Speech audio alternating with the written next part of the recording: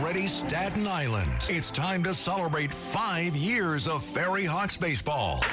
Come out to the ballpark as the Ferry Hawks welcome in the Charleston Dirty Birds May 5th through the 10th. Grab the kids and come on out. We kick it off on Tuesday, May 5th with Cinco de Baseball with $5 tickets and $5 food and beverage specials. And we end the week as we celebrate all moms on Mother's Day. Moms get in free. Visit ferryhawks.com now to lock in your seats. This is Full Court Press with Sean Spicer. Sean Spicer will be getting a new position. A decorated veteran, a political strategist, and he knows Washington inside and out. Just like Sean Spicer. The Spicer era. Sean Spicer. The Full Court Press is on the air. Now, here's Sean Spicer. Hey, good Sunday to you. It is Sean Spicer. Welcome to Full Court Press here on WABC. Another crazy, exciting, eventful week in Washington, D.C. in the world of politics. A lot even on the international front.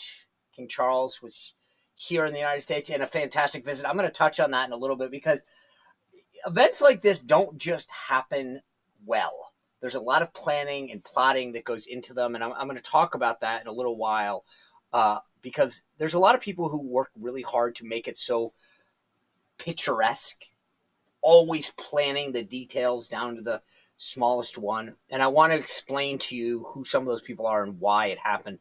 We got a great show on tap, though, because we're going to talk about politics, of course, but the why, meaning that Republicans got a big shot in the arm this week with the Voting Rights Act, getting partially struck down by the Supreme Court. And we're going to talk about that because this could really play a massive factor into whether or not they keep the majority in the House. And for those of you who don't who are like, okay, so what, big deal? Like, guys, I'm going to walk you through this in a minute, but like everything that Trump is doing is predicated for the most part on having a Republican House and Senate. We saw the movie in Trump 1.0. He lost the House and then suddenly what do? They go to impeachment and investigation. So when you've got a one-seat majority, in which, by the way, it doubled to 2 seats this week because a Democratic congressman from Georgia passed away. That's where we're living on the razor's edge. And what I mean by that is, God forbid something were to happen health-wise or whatever, disaster-wise on the Republican side. The Democrats could make a play at the House right now. A one-seat majority, that's what we come down to. So having, a bigger majority, 2 or 3 seats, but maintaining it is crucial to Trump 2.0. We wouldn't have the big, beautiful bill. We wouldn't be dealing with budget issues. Hakeem Jeffries would be in charge. This is super important to understand. So anyway, we're going to get into why this matters because it's not just some court case. It literally comes down to this. And then Virginia Democrats, and I will say this, they did try to steal 4 seats. And I'm going to explain why, because they literally blew through the law on multiple. This isn't politics. I'm all for politics. You know what? You win an election, you get to be in charge. That's how it works.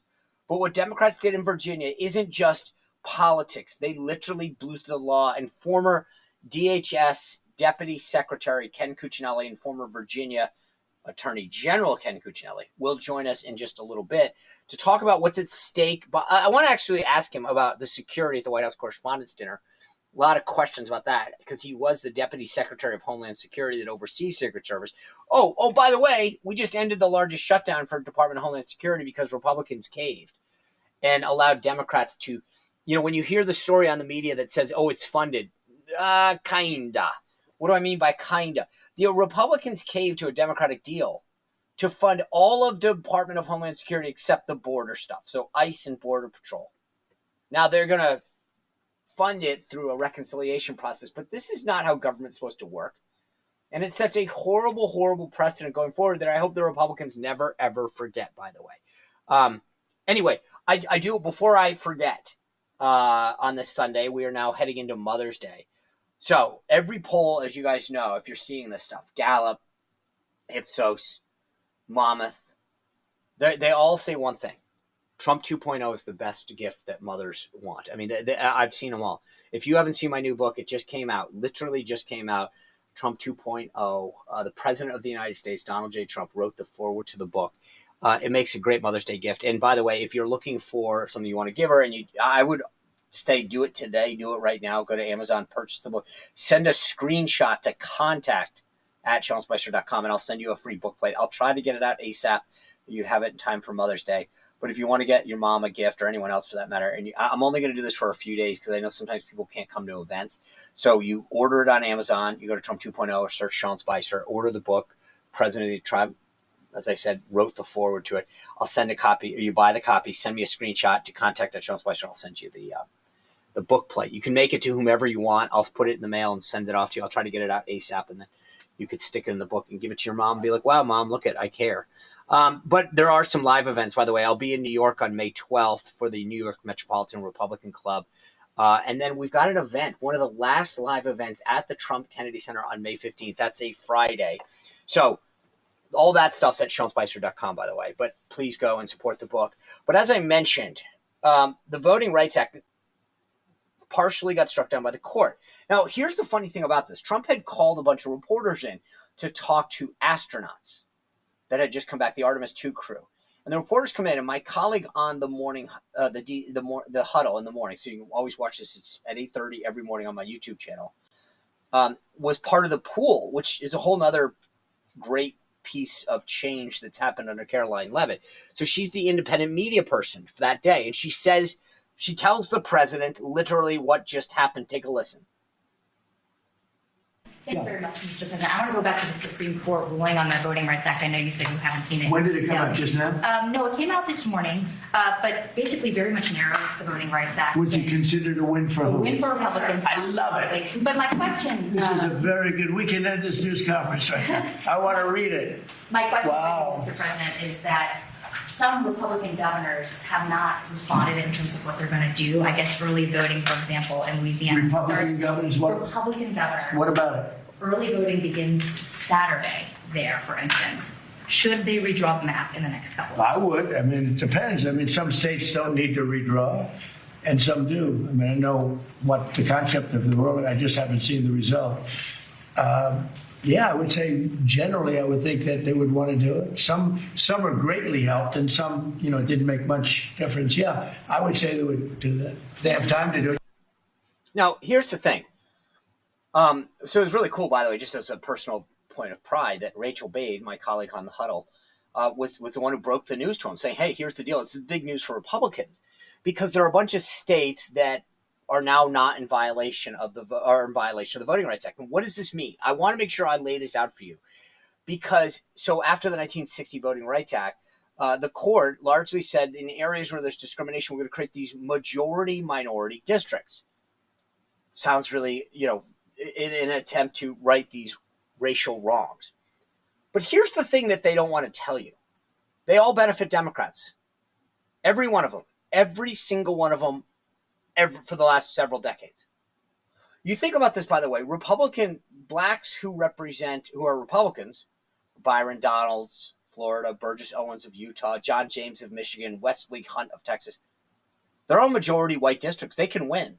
And frankly, I think that's part of the reason that the court struck down the Voting Rights Act. Winsome Sears was the lieutenant governor in Virginia in the seat of the Confederacy. She's black as a Republican. So the idea that you need to draw a district was not true anymore. Republicans have shown Democrats have to draw their own districts. So they would draw these districts that would basically were race-based. They ensured that a black Democrat, not a black, but a black Democrat would win. And the court held that that's unconstitutional. You can draw a district for political purposes, but you can't draw it specifically on racial purposes, because that's racism. I mean, you do realize how ridiculous that is to address. I mean, initially, I get the point back in the 1960s. But in this day and age, we have proven that you can be elected regardless of the color of your skin. It's happened over and over again. But it's only Democrats that cling to this. And I will tell you, I reported this exclusively on the huddle weeks ago. This case was heard twice, not a normal way that a case gets heard, but it was heard for the second time on October 15th, 2025. And if anyone listened to the arguments, and I'm not a lawyer, but I listened to the analysis, and everybody said, hands down, based on the questions that the justices were asking, there's no way they're all going to strike this down. Probably 6-3, but if not, then 5-4. Well, time starts going on, and it was given expedited review. So you would assume January, February, March, the announcement would come out. And I started to talk to people who said to me, Sean, here's what's going on. The liberals know what this is going to mean for their side, the Democrats. They're slow rolling the dissent. They knew that they had lost, but that the longer they delayed announcing their dissent, the fewer states would be able to act. Do you understand? I mean, they were literally trying to impact the midterms. The case was decided. They heard it in October. They knew right off the bat. They go back to the chambers. Okay, blah, blah, blah. And what had happened was the liberals said, well, the longer that we hold back on writing the dissent, then you can't announce the case. If you can't announce the case, then state legislatures will go out of session and it can't impact. So here we are. End of April. And guess what happened? Exactly what I said several months ago was occurring. So here's the reality. There's probably about 50 districts, not just in Republican states, not just in southern states, that are in violation now of the Voting Rights Act. So, for example, there's a district outside of Boston, Massachusetts that was drawn specifically on race reasons. They will have to redo that. Now, will it help Republicans? Absolutely not. No. But they'll have to redraw it. Now, they'll still draw it so that they get all the Democrats. Don't worry. I mean, but a lot of states now, like Louisiana, which was the plaintiff in this case, will redraw. The court has required them to redraw. That will give at least one district to the Republicans, +1. Alabama is being pressured to do the same. That would be 2. But the state right now is saying, I don't know. Governor Kay Ivey, who's actually a Republican, is dragging her feet. You take a state like Tennessee, it takes a state like South Carolina. They should be able to redistrict. Should is the key word. But the time ran out, so now they've got to decide, do we call a special session and try to pull this off? Florida was going to redistrict anyway. Those 4 seats are going to go in the Republican column, but that had nothing to do with this. But just remember what I said to you. They intentionally slow-rolled this so that they would minimize the impact. This will probably benefit Republicans 10 to 12 seats next cycle. But this gives Democrats a fighting chance this time. And I'm going to talk to Ken Cuccinelli in just a minute because there's 4 seats in Virginia that Democrats truly did steal from Republicans. And there's a potential that the court rules that they violated the law and gives them back. It was interesting, though. Barack Obama responded by saying, today's Supreme Court decision effectively guts a key pillar of the Voting Rights Act, freeing state legislatures to gerrymander legislative districts to systematically dilute and weaken the voting power of racial minorities. No, you just don't guarantee Democrats anymore. And then you look at how the current Democrats, your Majority Leader Chuck Schumer, minority, never ever say Majority Leader Chuck Schumer. Minority Leader Chuck Schumer said that the court decision, the ruling, was a despicable decision, and said that it countered GOP efforts to steal the midterm. I thought, oh gosh, I'm sorry. I'm old enough to remember when we weren't supposed to say that. But I guess if you're a Democrat, you can say that they steal. Hakeem Jeffries went a bit further. Let me show you. Take a listen to how Hakeem Jeffries described, remember, we're not supposed to undermine democracy or these key institutions, but this is how Hakeem Jeffries, another New Yorker, describes the action of the court. Today's decision by this illegitimate Supreme Court majority strikes a blow against the Voting Rights Act and is designed to undermine the ability of communities of color all across this country to elect their candidate of choice. But we're not here to step back. We're here to fight back. Yes. Now, when this decision came out earlier today, it's an unacceptable decision, but not an unexpected decision. Because this isn't even really the Roberts Court. It's the Trump Court. Yes. And what we would expect from the Trump Court is an effort to continue their scheme to suppress the vote and rig the midterm elections and beyond. Because these extremists have failed America in every possible way. They failed on the economy. They failed on health care. They're failing as it relates to this reckless and costly war of choice. The extremists have completely and totally failed America. That's right. So they've concluded, aided and abetted by the Trump court, that they have to cheat to win. Yes. Don't you love that? Cheat to win. Illegitimate court. He also called it corrupt. I just go back to what I said about Schumer's comments. I thought that we were supposed to say that. I thought we were supposed to talk about stealing elections and undermining democratic institutions. But I guess it's okay if you're a Democrat. And by the way, you notice that they don't have any substance to talk about. They can't argue on the merits why this wasn't unconstitutional, which is what the court said. The districts were entirely and utterly drawn just to benefit Democrats. Just. They didn't have a problem with 60 years of that working in their direction. When the court says, actually, you got to go out and do this. And here's one thing I would just say. If you're a Democrat, why not just say your party rules will benefit blacks and minorities? They have the right to do that. It's their party. Why should it be they want to make their party rules that if they really care so much about minority representation, then change your party rules. But it's funny because their argument is the opposite. It says the only way a black person can win is if we draw a district. Republicans have shown clearly throughout the entire country, Wesley Hunt, as I said, John James, Burgess Owens, right? All over and over again, blacks can win anywhere around the country if you're a Republican, but apparently on the Democratic Party, you can only win with a gerrymandered district drawn specifically for you. All right, when we return after the break, Ken Cuccinelli, former Department of Homeland Security Deputy Secretary and Virginia Attorney General, breaks down the security at the White House Correspondents Dinner, plus the Supreme Court Virginia ruling and the Supreme Court ruling on the Voting Rights Act. Stick with it. You're listening to this Full Court Press, WABC. I am your host, Sean Spicer. This is Full Court Press with Sean Spicer on 77 WABC.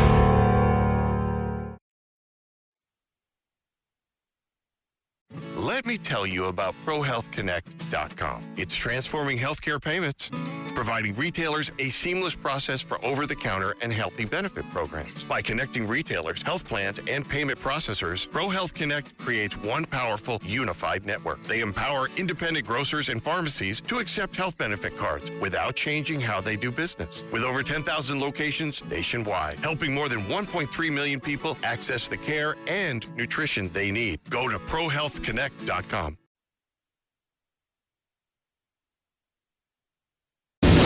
Welcome to your personal briefing. The Full Court Press is on the air. Now, here's Sean Spicer. Welcome back to Full Court Press on WABC. I'm your host, Sean Spicer. Thanks for tuning in this Sunday morning. I'm excited to be joined by somebody who can break down all of the big issues that we're facing right now. Former Deputy Secretary of Homeland Security, former Virginia Attorney General, all around great guy, Ken Cuccinelli. Thanks for being with us. My pleasure, Sean, as always. All right, so I want to start with the White House Correspondents Dinner, then I want to get into the Supreme Court ruling, and then obviously I really need your take on what's going on in Virginia. So there are some folks in the media, and by the way, thanks to the Democrats for finally funding Homeland Security, or at least most of it. I think what happened was pretty much a disgrace. All of these folks from the Coast Guard to the Secret Service to FEMA, whatever, went without pay and didn't and the media did not hold the Democrats accountable for what they did. Shocking. Yeah, shocking. Do you think that we learned any lessons though? Because it scares me that post 9/11 we said never forget, and here we went 70 some odd days without funding the key aspects of Homeland? Well, yes, and I will even broaden it. Obviously, I have DHS affinities, but why on earth does a law not already exist on the books to flat fund the government when there isn't a budget? Well, I'll answer my own question. It's the appropriators party. What was Trent Lott's quote? There are three parties, the Republicans, the Democrats, and the appropriators, because the appropriators won't allow it. Everybody listening, and you know this, Sean, should know they want this chaos. And this is not just Democrats.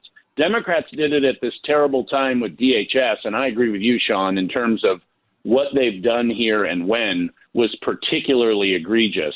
But both parties, for a variety of political reasons, mostly so they can jam pork in bills, and they did it here too. They did it here too, refuse to solve the problem on a permanent basis. I don't care who the president is. I don't care who has Congress. America shouldn't be embarrassed by the wheels coming off its government every 6 or 8 months. This is governmentally embarrassing for the greatest nation in the history of the world. And it is the easiest thing in the world to fix, but they don't want to fix it. They want it broken. And here we are in May, and we're going to be doing this again in October because they refuse to fix it, including our Republican appropriators. I agree. I mean, look, Ron Johnson has a great bill, which just says the No Shutdown Act, and you fund at current levels, and we don't have to deal with this again because I shouldn't have to walk through a line and thank a TSA agent who's making $40,000 a year for showing up to work, not getting paid. I don't think these guys, the Coast Guard last week saying that they had to shut off some of the lights and electricity at Coast Guard stations. But can I just look, what really got to me, Ken, was this Secret Service agent that took a bullet while not being paid. While not being paid. Yep. And there was no outrage. But let me just, how concerned, just if I can shift, because I've now expressed my outrage, you've agreed.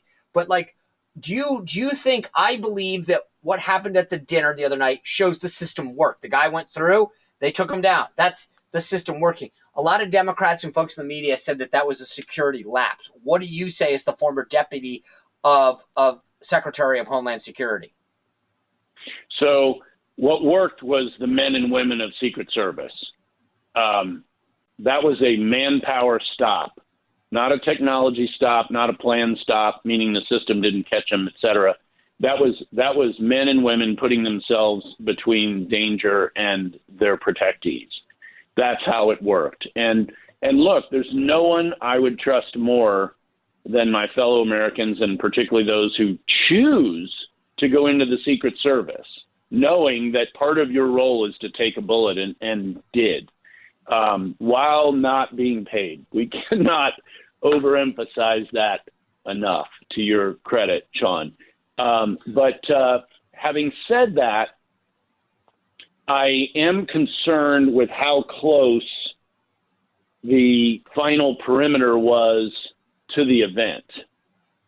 I would love to see that looked at a little more closely.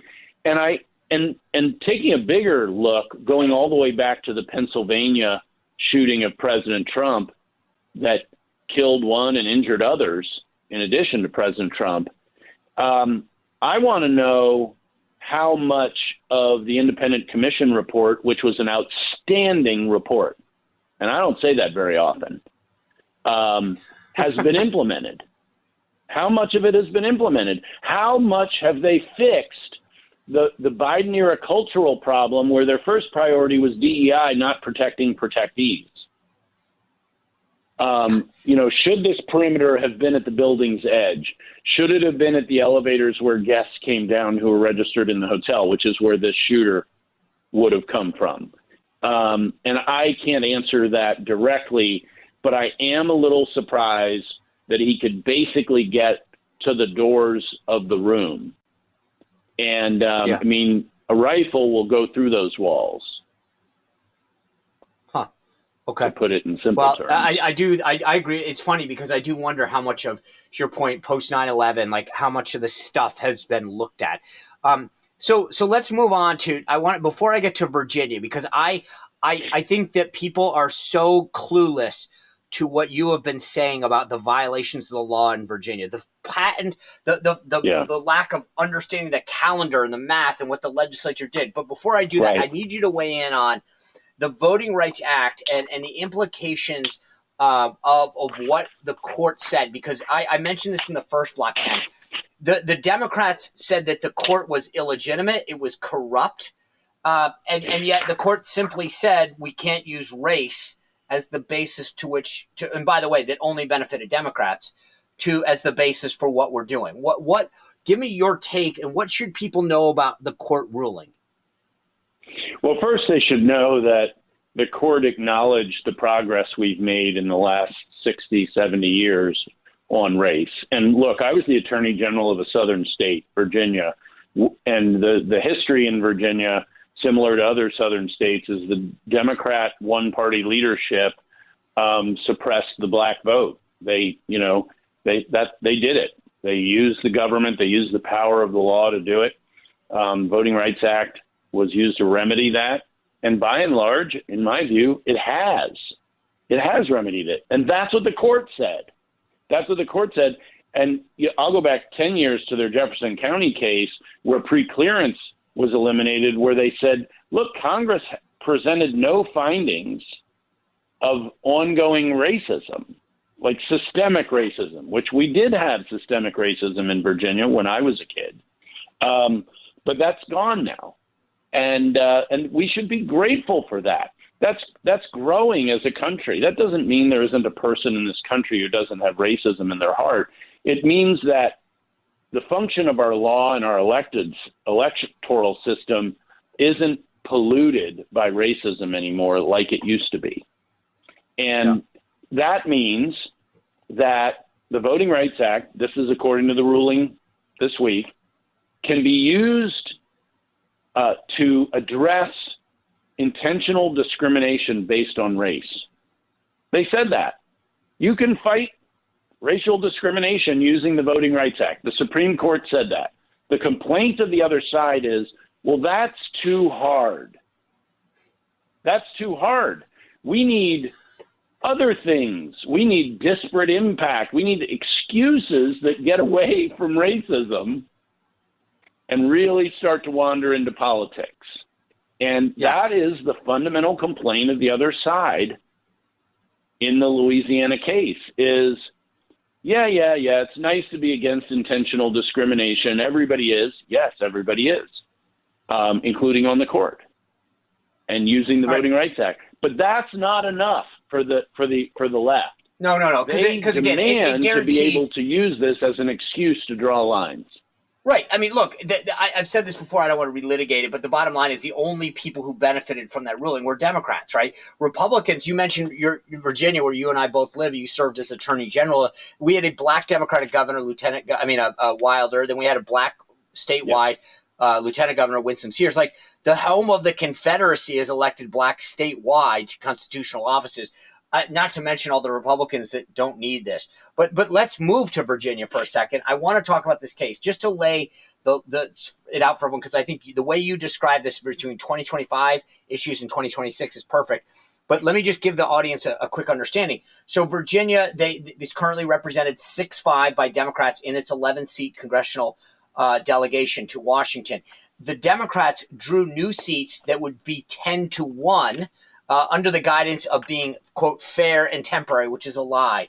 The court, so there's two issues. Can you explain to people right now? So the voters voted, actually they voted a few years back, 63%, not to allow partisan gerrymandering. And then the Democrats decided to change that under the guise of temporary and fair, despite the will of the people in Virginia. But explain to people the issues that are at stake, because we're talking about 4 seats that could easily be the majority. So the people of Virginia barely voted now to advance this new map. But explain to people what's going on in terms of the issues that were brought up in 2025 versus the issues that were brought up in 2026. So all of the issues in Virginia right now are state constitutional issues. And there's a very particular process for amending the state constitution. And in 2025, the Democrat General Assembly met in October. Ironically, they passed their proposed amendment on Halloween, and they did it in a way that violated arguably the state constitution in 2 different ways and 1 statute. So I call those the 2025 violations. And then in January, the new General Assembly came in and passed the amendment for the second time, called second passage, very creative. And the way they submitted it to the voters and the timing and the language, the egregious language, violated the state constitution an additional different way and violated our statute on plain English ballot language. So I call those the 2026 violations. And then there's the maps themselves, the proposed 10-1 map, and we have a compactness and contiguity requirement of our state constitution. And if that map doesn't violate it, no map ever will. But you don't get to the map unless the referendum survives. And for the referendum's 3-point win to survive, the defenders of the win, the Attorney General Jay Jones of infamy, has to win every single one of the 3 constitutional challenges and both statutory challenges to the referendum. And every single one of those 5, standing on its own, is a strong challenge. Every single one of them. So they have a very tall legal hill to climb here. And the issues that have already been argued to the Supreme Court are the 2025 issues. That's what the oral argument was on Monday. That's the case we're waiting to see a final ruling on. The 2026 issues, a trial court judge issued an injunction stopping the counting of votes from the referendum and the certification of that election, which would have happened without the injunction today, Sean. Today was the day for that. And that injunction has been left in place by the Virginia Supreme Court, which is not the usual pattern. And what it tells me is that the Virginia Supreme Court has probably got the votes to throw out the referendum. And so since they're going to issue a permanent injunction anyway, they left the temporary one in place. And if that happens, then the vote is invalidated and we go back to the 6-5 map? Yes.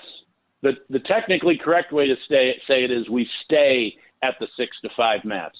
We don't go back. We have never had the 10-1 maps. But one of the other issues that Jay Jones, the Attorney General that wants to kill his opponents, was stymied, actually on CNN of all places. They said in Virginia there's supposed to be 90 days before that second legislative vote that you mentioned, and the voters, and it clearly didn't happen. And so I don't understand, if the law says you have to wait 90 days and you didn't even come close to that, how is that on itself? There's everything else like that. That's not even. I mean, I didn't take math in college, Ken, but I can count that high. Yeah, my joke on this, Sean, is lots of people go into law to avoid math, but even one of those lawyers knows that when the second passage is on January 16th and voting starts on March 6th, that's less than 90 days. It's less than 2 months, much less 3 months. So their argument there is that what counts for the 90 days is just April 21st, even though the language of our meaning election day versus early voting. Well, that's the 2025 one. That's election day. Here in 2026, the language says 90 days have to pass before the amendment is submitted to the voters. Well, what does submitted to the voters mean? And they want to argue that because you can vote all the way up to April 21st, that's the date that counts.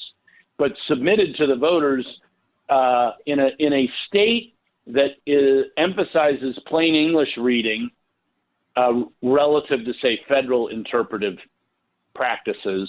We're much more heavily tied to the language itself in Virginia than in the federal level. When you've got that sort of a language submitted to the voters, and the Democrats, by the way, gave us this ridiculous 45-day election that now has people voting on March 6th for an April 21st supposed election. They're going to get hoisted on their own petard on that one. That's probably the strongest single argument, and it isn't even before the court yet. That one, because it's a 2026 argument, is part of the second case to come before the Virginia Supreme Court if none of the first 3 2025 challenges succeed. But I don't think we're going to get to the 2026 challenges, even though that one you just described, Sean, is the strongest of them all, because of. Yeah. Well, So. Ken, thank you for spending part of your Sunday with us. This is again what the media won't tell you. Ken Cuccinelli, former Deputy Secretary of Homeland Security, former Attorney General of Virginia. Thanks for joining us on WABC today. My pleasure. All right, guys, you heard this, and this is what's important to understand because the media won't tell you these facts. So just listen to what, again, the former Attorney General of Virginia said. Think about this. Okay, first of all, the legislature has to do two, according to the law in Virginia, has to have 2 sessions pass it with an intervening election. They didn't really do that. They called a special session, which is not a legislative session. Voting was already underway in Virginia. Then they passed it because the Democrats have control. Then they had an election, which was in November, and then they immediately came in and did it again. That's a violation. That's not what the Constitution says. Then Ken Cuccinelli mentioned that the law in Virginia says that they have to have plain English. They didn't. They lied to voters. They confused them. They said it was fair and temporary. That's not fair or temporary, and they knew it. So that's another violation, right? And then when you get down to it, and you mentioned this is a 2026 issue, the law says you have to have 90 days before that final product is presented to Virginia. We were starting to vote. They passed it in February, starting to vote in March. That's not even close to 90 days. And I'm just telling you, I mean, that's a full-on lie. I mean, the bottom line is they know it, and they're just going to keep perpetuating this. But don't let them confuse you. The other big thing that they always love to tell you is that Republicans started this in Texas. This is not true. It started in New York last cycle. They tried to get rid of a bunch of districts 2 years ago, and the New York Supreme Court said you're not following the law. So I'm so tired. I mean, when Democrats do this to us, they just say it's normal and this is what's that. When Republicans take it upon themselves to actually use these same democratic institutions like the court, they go, "Oh my God, you're undermining democracy. Democracy is under attack." That's ridiculous, and I'm so tired. I mean, but they have a complicit media. Anyway, I think it's important, and that's the beauty of the show, is you're not going to hear these conversations anywhere else. I mean, Ken Cuccinelli just broke it down like nobody else will. And I don't know how. I mean, I get courts are political, and that's the other thing. The Virginia court is appointed and reappointed by the legislature, which is controlled by wackadoodle Dems. I mean, these people are nuts. And so they're going to try to audition for them, I don't think successfully. Because they all think the Republicans, by the way, who think somehow the Democrats are going to reappoint them, must be smoking something. And so either they rule on the law, and again, it's not even like all you have to do is count and go, okay, that's a violation. Ken Cuccinelli laid it all out there for you. This isn't even a question of like digging back into your law books. This is a question of can you count? Anyway, we've got another block coming your way. You're listening to Full Court Press here on WABC. I am your host, Sean Spicer. We'll be right back. This is Full Court Press with Sean Spicer on 77 WABC.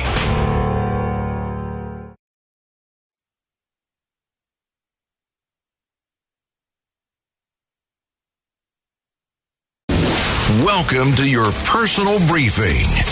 The Full Court Press is on the air. Now, here's Sean Spicer. Well, we spent a lot of time talking about the Voting Rights Act and the impact on the midterms, but there was obviously some big other news going on this week. King Charles and Queen Camilla here. Now, I got to tell you, in my 30 years in politics, I've seen a lot of events. I've been to a lot of events. It was magnificent. It really was. And there was a lot in the ether about Charles's visit here. He got a lot of crap from the people back home about coming to America during this perilous time and Epstein and all of these questions that he was going to get asked about Epstein. I don't think he asked a single one. And by the way, the mayor in New York, what an ass. I mean, I'm going to ask him about a diamond from India. Like, you know what? He's up there to pay tribute to Americans that were killed in 9/11. He continues to not just embarrass now New York, but embarrass the whole country. And I hope that the Zoran Mondami experiment, and that's what I think it is over quick. It can't. I mean, this guy is already proven to be a clown. He's already the budget crisis. Yeah, really? You thought that you're going to just be able to give everyone free childcare, free buses because you taxed a bunch of rich people? Nope. Anyway, I digress because I want to just acknowledge Monica Crowley and the team at the State Department Protocol Office. And that's what Monica Crowley, you remember her from Fox News. She is the head of protocol. She actually gets the rank of ambassador, which I think is super cool. Like, you don't have to go anywhere. You just get to hang out in New York and DC. And I'm quasi kidding here. She works her tail off. But you get the rank of ambassador for the rest of your life. Probably work harder, by the way, than any other ambassador in the world because of all the events that Trump has.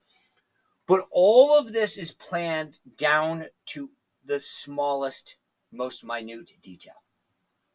Every shot, every interaction, every stop, the toasts, the gifts, those are all planned and thought about. Like, what is it? How do we reflect on our relationship? What words and what introductions and paths forward? You know, when you get off, like, how do they walk? And her team, and they're not a big team, by the way. They do all this. And I again, sometimes you pocket the win. Like, you're like, oh, that looked great. It doesn't just happen by accident. Didn't just happen. Monica Crowley and her team were excellent at how they planned this visit. And it reflected, I think, well on both countries. King Charles, by the way, I've watched the guy for, obviously, he was Prince Charles before he was King Charles. And I don't know, maybe I just didn't care that much about the royals or whatever. So no big deal. But he's funny. I mean, like his address to Congress. I mean, he knew how to mix in humor, and he was gregarious. And I will tell you this. I was kind of lucky enough to be included in the welcome that he had at the British Embassy. And when you see events like this, sometimes you come in, shake a couple hands, make some comments, and then turns around and goes, right? This guy walked the entire, and I posted a bunch of pictures on my social media if you're ever interested. It's just, on Instagram, it's Sean M. Spicer. But I loved, because I wanted you guys to see what it was like to actually, but this guy walked around. He literally walked the entire length of the backyard of the British Embassy, shaking hands, interacting with folks, having a comment here and there. By the way, he did it with a drink in hand. It was so cool. I was like, this is my kind of guy. He has one drink in the left hand and he's shaking people's hands in the right. He was there willing to take photos. The Queen was magnificent as well. It's just, I don't know. Like I said, I hadn't spent a ton of time thinking about the royals or the king in particular, but I was really impressed with this guy. And so anyway, when they went to the White House for the state dinner, President Trump remarked about Charles's address to Congress. I want to play you this. Take a listen. I want to congratulate Charles on having made a fantastic speech today at Congress. He got the Democrats to stand. I've never been able to do that. I couldn't believe it. They liked him more than they've ever liked any Republican or Democrat, actually. So I just want to thank you and congratulations. It's not an easy thing to do. That's a tough place. That's President Trump commenting that, he can't get people to stand, which is unbelievable. And Charles does over and over again. He probably is the only person that can make that happen. And then Charles, he gets up to speak. And as I said, I didn't realize the guy was as funny as he is. And, he had made some jokes. By the way, when we get to the British Embassy, the number 2 guy at the British Embassy comes out and he's explained the protocol. When the king comes out, we're going to play, our national anthem, and then we'll play yours. And he jokes. He says, of course, please forgive the line about the bombs bursting in midair. Obviously, they're in our national anthem. You apparently remember the Brits came and burned down their city and the White House, and here they are at the White House. Well, Charles can't help himself, and he makes a comment about, some of the updates, let's just say, at the White House in the East Wing. Take a listen. And if I may say so, it is a particular pleasure to be back in this wonderful building, the heart of your democracy. On this occasion, I cannot help noticing the readjustments to the East Wing, Mr. President. Following your visit to Windsor Castle last year.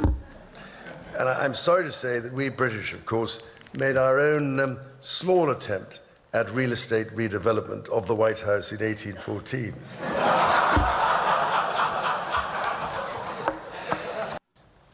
if I may, their development was burning it down. So I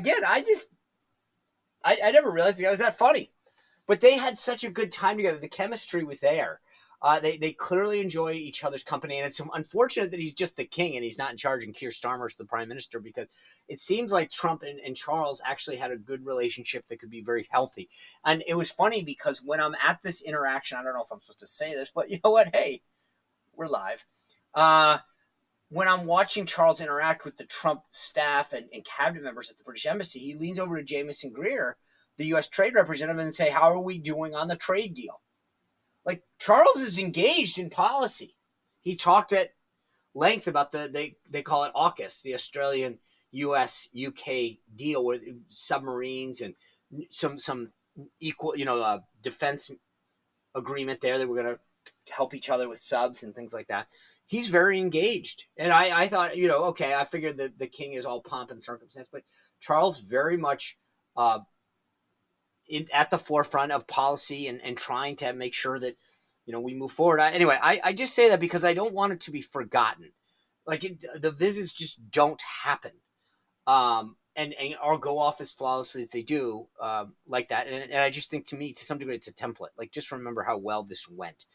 In other news, though, Kevin Warsh, the president's pick to be the new Federal Reserve chair, moved forward.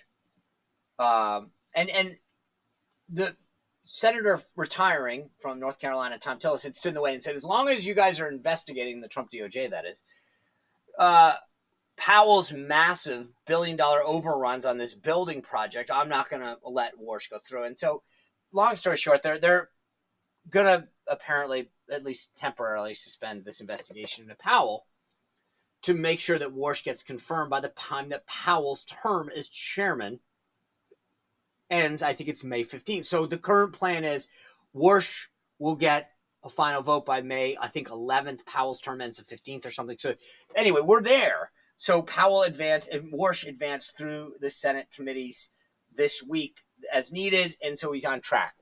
And Tillis had taken back his hold. But here's the big wrinkle in everything. So Powell's term as chairman ends, as I said, mid-May. But he is still a Federal Reserve governor. And the governors traditionally, and as far as I know, always step down entirely and say, okay, my term as chairman is up. I will step down as governor. Powell's saying, I'm not going to do that. And he said, because of recent events. We all know what that means. That this Trump investigation, he wants to see where it ends. And by the way, there's also a Supreme Court case about Trump's ability to fire Lisa Cook, another Fed governor. Now, you notice the media never brings up the tradition and the custom there that the chairman of the Fed always steps down. Because they support him staying. They love the idea that he's a thorn in Trump's side. And by the way, again, you want to talk about customs. The board, the Fed, normally votes with the chairman. This last vote that Powell just had, where no rates were cut, it was an 8-4 decision, the first time since 1992. Powell just wants to stay on board to be a pain in the butt. A guy who supposedly cares about the norms, whatever, and now he's the guy breaking them because he wants to push forward his agenda. And no one in the media says a damn thing because, again, as long as you're in pursuit of an anti-Trump agenda, it's okay. Screw the norms. Don't worry about it. No big deal. Because as long as you're doing what we perceive the greater good is, the same thing with the Democrats. We don't need to follow the law. We don't need to obey these deadlines and timelines and norms and practices. We can undermine, as long as it's in pursuit of what we deem the greater good to be, well, then who cares? It is pretty crazy. I mean, I want to just play you, I give you your media moment of zen. Jake Tapper. I want to play this for you because Jake Tapper, along the lines of norms and whatever, when Paul Pelosi was attacked, he basically said, you know what, this is the Republicans created this event, created Paul Pelosi getting attacked because we've allowed this mood to grow, to manifest, to fervent, because well, we talk about all of the issues that we have with the left and what did we think was going to happen. But it's interesting because listen to what Tapper says at the end of this clip. When it comes down to why the shooter, this Cole Allen, shot President Trump, and everyone on the right, I think rightly said, well, wait a second, the folks on the left say that Trump is Hitler, Trump is Nazi, Trump is a threat to democracy. So he's all these bad things.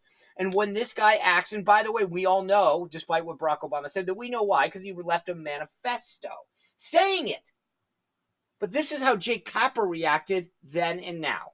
We in the United States need to fear more stochastic terrorism. In case you're not familiar with the term stochastic, it's defined as the public demonization of a person or a group that results in the incitement of a violent act, even without express orders to attack that person or group. When leaders, whether elected or in media or in a movement, when leaders claim that their opponents are pedophiles or Satanists or a part of a grand conspiracy to hurt you and your family, is anyone really surprised when somebody who hears this acts? What exactly do you think is going to happen? Journalism and jokes are not calls for violence. Calls for violence are calls for violence. We in the United States need to fear more stochastic terrorism. In case you're not familiar. So you heard that, right? When it's Paul Pelosi getting attacked, it's the Republicans' fault. When it's Democrats and folks on the left going after Donald Trump and everyone in a ballroom, that's different. It's when Jimmy Kimmel tells a joke, that's different. We all know that that's different. But it wasn't the same when Paul Pelosi was getting attacked, then the right is to be blamed. You see the different standards that exist? It's unbelievable. But I think it's important to point out. Anyway, I've always enjoyed sharing these topics with you and bringing you inside the game. I've spent 30 years doing it, and that's what's fun, is to explain to people, because the media is not going to do it for you. Anyway, as I mentioned at the outset, thank you for all the support of my brand new book, Trump 2.0. It's out right now. You can go to Amazon, purchase your copy, and if you're interested in making it a gift for someone, or you're a political hoarder like me and just likes personalized books and collectibles, send a screenshot of your Amazon purchase to contact@SeanSpicer.com, and I will send you a personalized book plate in the mail to stick right in there. So you will have it. Always, you can catch me every morning on the Huddle on my YouTube channel, and the Sean Spicer Show as every weeknight on my YouTube channel as well. It's always a pleasure to spend my Sundays with you. Thanks for tuning in to Full Court Press on WABC. I'm your host, Sean Spicer. I'll see you back here next week. This is Full Court Press with Sean Spicer on 77 WABC. Sacco and Felice, New York and New Jersey's premier attorneys at law. Their team brings decades of experience across a wide range of practice areas. Whatever life brings, they're your legal team. From everyday matters to complex cases, they've got you covered with the experience you need and the results you want. Because when life gets complicated, they make it simple. SaccoFelice.com. SACCOFILLAS.com. 2 C's, 2 L's.